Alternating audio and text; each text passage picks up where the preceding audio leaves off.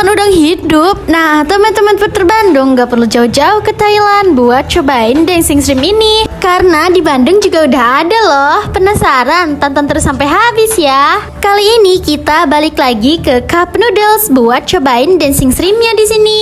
Dan Dancing Shrimp ini cuman ada pada hari Rabu dan Kamis pada jam 5 sore sampai 8 malam aja. Udangnya itu masih fresh karena diambil langsung hidup-hidup dan masih gerak-gerak gini. Dikasih bumbu fresh yang isinya ada bawang-bawangan, cabai, kecap ikan, dan masih banyak lagi bumbu lainnya. Tenang aja ya, kalau udah dicampur bumbu-bumbu gini rasanya gak amis kok. Sensasinya itu cenderung kenyal dan crispy-crispy di mulut. Waktu pertama masuk di mulut juga ini tuh kedominan rasa asam manis gitu.